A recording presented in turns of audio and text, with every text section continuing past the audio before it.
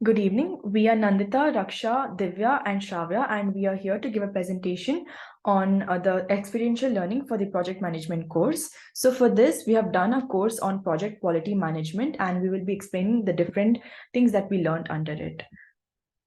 Next slide. Okay, so before moving into the knowledge area, let's learn what quality actually is. So quality is the extent to which a set of inherent characteristics meet a set of criteria. So while talking about managing a project, there is always some objective, some specific lead that we need to meet. There is some criteria. So to what extent you meet that set of criteria is what quality is. So if you're meeting that criteria up to a good level, then it would be called as high quality. And if you're not meeting the criteria to a good level, then it would be low quality. In project management, quality is the extent to which a project complies with certain specifications. So one core concept of the project quality management is that quality is planned in, not inspected in. Let me give an example. Say that we're working on a construction project. So while working on this, we do not plan for the quality and we have no idea how to manage or assure the quality. And once everything is done and when the project is complete, we realize that we have to rework because the quality was not good. And this happened because we did not plan for the quality. Instead, we decided to inspect it at the end. Hence, we have to make sure that we do it before we finish the project and not once everything is finished, because then it would not be a cost effective method either. So planning for quality is cost effective as compared to examining the work outcomes. Then the last point we have is project quality is a critical determinant of customer satisfaction. So when we talk about quality, it starts with the customer as well as the ending is with the customer only. When we talk about the quality, there is always a customer in the center and we have to meet the expectations of the customer. This in turn is a determinant for the success of a project. So by checking off as to what and all our objectives were, we can tell if our project was a success or a failure. And how is this done? By looking at the satisfaction rate of the customer. So if the customers are satisfied, it means the project was a success. If the customers are not satisfied, that means the project was a failure. So all these aspects are interlinked. Finally, we understand that to meet the needs of the customer, we need to manage the quality. Next slide.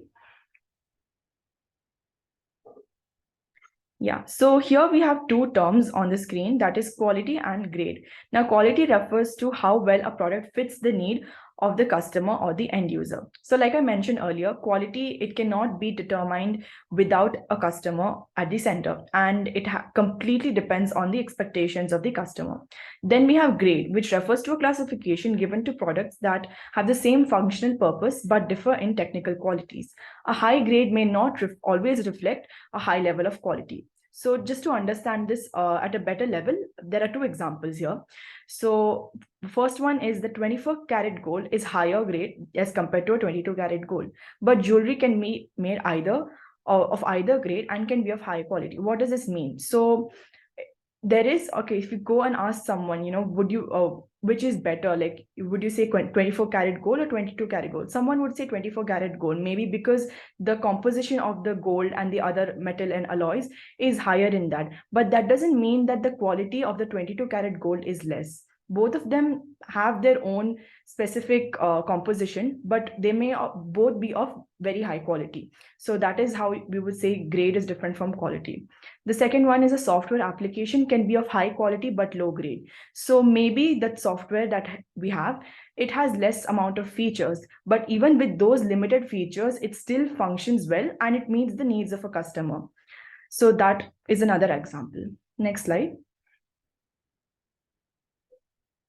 Now, here are a few reasons for poor quality. There is lack of discipline, insufficiently stated requirements, unpredictable changes, poor documentation, poor quality control, ineffective management, unrealistic demands, and staff issues. And next will be continued by Divya. So we have come to know what is quality and the difference between grade and also grade versus quality, and we also know the reasons for the poor quality. Now we'll discuss about the importance of managing quality on a project.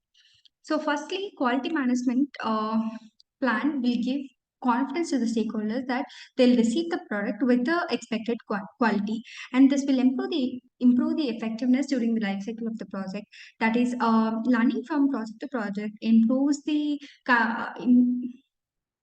it'll can you please go to the previous slide?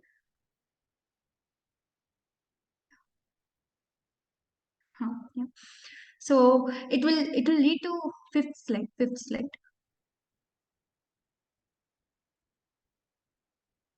So this leads to the continuous improvement, and it will reduce the rework, which in turn reducing the project cost. So this shows that how time, money, and efforts invested in planning and managing the quality upfront will produce a reduction in cost later on. And then now we'll discuss what is project management called. What is quality management? What is project quality management? So here, the definition of it is that it is the discipline used to ensure that the outcomes of a project as well as the process used to provide those outcomes fulfills the stakeholders' requirement. So whenever the customer needs something, they'll approach to the organization of the company for their requirements, and they'll give their requirements. So at the end, the customers should also the customer's needs or requirements are to be satisfied. So this project quality management ensures project planning, project assurance, quality planning, assurance, and quality control. So it ensures that the project meets the specific needs for which it is undertaken. And the main benefit of this managing quality in a project is that it provides direction on how quality will be validated and managed throughout the project lifecycle. So then now we'll discuss why is this project quality management is required. Next slide. Okay. So these are the various reasons why quality management is required. First reason is that less wastage of time, money, and efforts in the production end, and more efficiency and effectiveness of the project, deeper grasp of the customer demands, what are the customer requirements, whether they are met or not, and improved risk management, greater customer satisfaction at the end, consistent control of main business processes. That is, there is connection between project to project, and the people will be learning about the improvements to be made, so that there is no need for the rework, and there's increase in the profitability as well. So at last, there is an embedded culture of quality which leads to a better profit to the company, and this is why project quality management is required. From now on, Raksha will continue with the main components of project quality management. Okay, now we'll know about the main components of the quality management process. There are three main components of quality management process. First one is quality planning. The first step of quality management is planning. Identifying your quality goals and standards, the requirement necessary to meet these standards, and what process will be used to check these criteria are being met. Second is quality assurance, reviewing the delivery process of the service or the quality management manufacturing of goods. Then third is quality control, the process of physically inspecting and testing, and what would lay out the planning stages to make sure it is being obtainable. Next. These are the main components of quality management process. Next. Quality planning.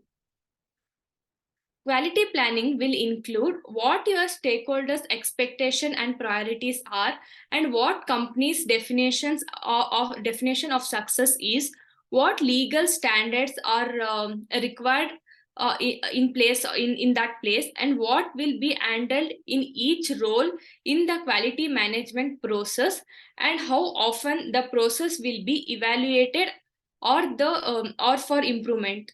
Next. Quality planning has two types, like input and output.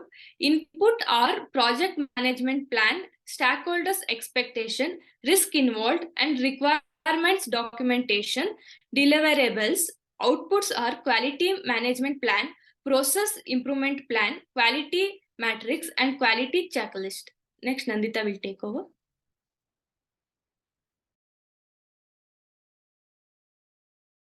Yeah, I'll be talking about quality assurance and control. Quality assurance. Here, the quality reviews are important techniques for ensuring quality. The quality plan will outline how they'll be carried out in the process of undertaking a project. Main objectives of reviews are to assure that the project is progressing according to the agreed upon plans and protocols, to assess the efficiency agreed upon plans, to take notes on what you have learned, to determine whether there is lack of complaints and whether there are opportunities for improvement.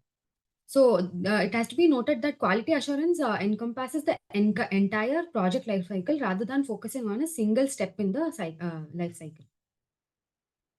So quality assurance, what the inputs are here, quality management plan, process improvement plan, quality matrices and quality checklists, and outputs are change requests by the output, whatever the customer agrees on, and the project management updates, project documentation updates.